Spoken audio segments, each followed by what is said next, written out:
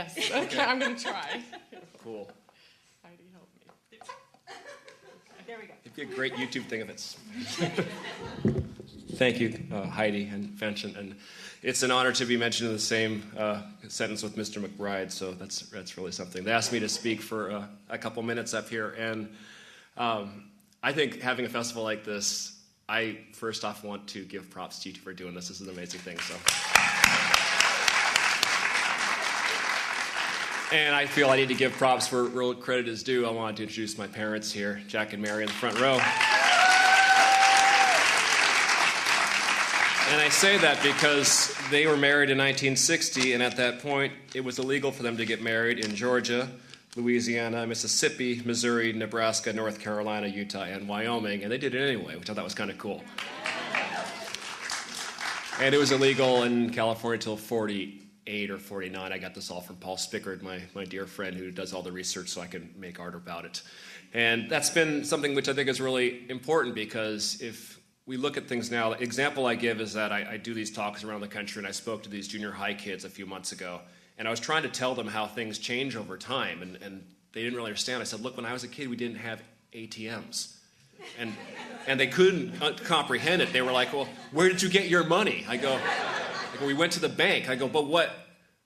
Well, how do you get it? You wrote a check, and if it was a weekend, you couldn't do it. They're like, I'm like, here, let me give you an example. Like, we didn't have, there's obviously no Google and things like that. I go, if you wanted directions somewhere, what did you do? And they're like, I said, you went to like the auto club, or you went to like the gas station, and you asked people how to get somewhere. And they just couldn't, they were blown away.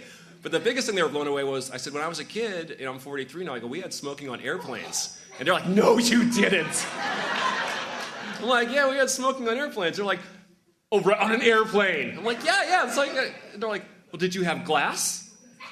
And I'm like, what? Was there like glass between the row? No, it's just like they're like, but the smoke would just come over. I know, it was stupid. We did stupid. They go, well, how did it work? I go, well, like row 19 would be non-smoking and row 20 would be smoking. And the kids were like, but the smoke would just come over. I'm like, I know. It was dumb. We did dumb things. That's how things change. We used to have slaves. Not a good idea. And they're like, no. I go, used to not allow women to vote. Not a good idea. I go, but in your lifetime, you guys are like 13, 14. I go, you guys will live long enough to be able to tell your kids that you lived in a time where gays and lesbians couldn't get married. And your kids will say, that's stupid. I go, that will change in your lifetime. These kids were like, because when I explained it, like it was illegal for my parents to be married in certain states, they were just blown away. And so I think educating people about things like Loving versus Virginia is really, really incredible. And that's why I think like festivals like this are really, really needed. So I wanted to talk to you about an email I got recently. I got an email. I get these occasionally. And if you ever look at my website, you'll notice my email isn't on there, because there's this, when you do political work, you get the nice emails, and you get like the, wow. I get these things from like, white supremacists saying this is why genetic mixing is wrong, and their theory, just stuff like just crazy stuff. But this one guy wrote, it's like, I have a question. So why are you still doing work about this? I'm like, and I go, what do you mean? And I actually wrote him back. I'm like, explain to me. It's like, well, you've been doing this stuff about this whole multiracial mixed blood thing for like, you've been doing it for like 20, 30 years, I'm like, yeah. He said, well, aren't you done with it yet? And I'm like, I'll be done with it when we no longer talk about Senator Obama as a black candidate only, or when we talk about Tiger Woods as a black golfer. I go, I'll be done when we understand that race is not, well, first, if people understand that we're all African. If we get to that point, then I'll be done. So we start doing with that. So the important thing, the reason I do these books is I always think my work is about identity as opposed to about race, since race doesn't really, obviously exist socially for us in big ways, but biologically, in terms of DNA, it doesn't. So my work has always been about identity, about telling our stories. And when I tell my college students or my high school kids or the little, 10-year-olds I teach on the beach in the summer, I'm like, you've got to tell your own story, unless you're happy with what's out there. If you feel that your life story is being told because Big Mama's House 3 comes out, and you feel that that's my story, I can die now. If you're okay with that, then rock and roll. But I think it's like we live in a time now where, you can become world famous for saying, leave Britney alone. And you can put yourself on YouTube and have like millions of people see it. We have a time where you can actually tell your story in a meaningful way. And I think that's the real key to this. And that's why I want to talk to people about this thing that we're doing with this, whatever you want to call this movement or this group of people. I think that we have amazing groups that have been around a long time, like EMEA. We have, magazines like Maven, and we have, Mask was around when I first started coming, and there's all these different groups. And the thing that I noticed that I think is really, really profound is that despite the fact that we are all trying to do this very noble intent with very little help from mainstream organizations, very little help from, the U.S. government and so forth. I'm glad they let us check more than one box 8 years ago.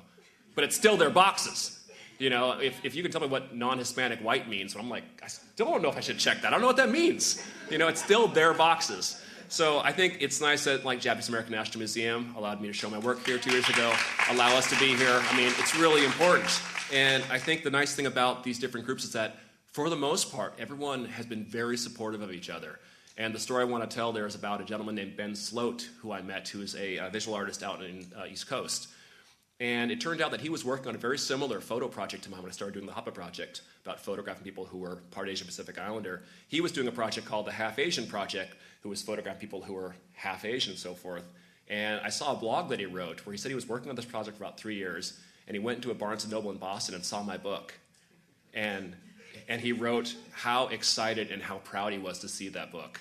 And he wrote about it made him feel so good, and he bought it, and he started telling people about it. And I was like, that was so amazing, because instead of this kind of competitive thing, so I actually wrote a blog about how much I admired him.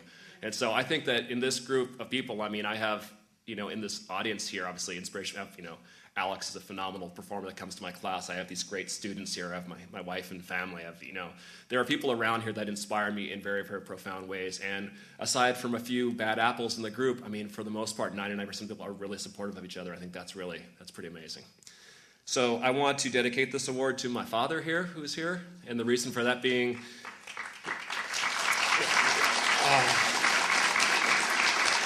that when I was a kid, he's an English professor, was an English professor for many years, and when you guys got to go to camp in summers and stuff, or had fun in summers, I got these things like, you have 3 months off? I made a reading list for you, son. Next week, we're going to read Voltaire, and then talk about it, because you're 8.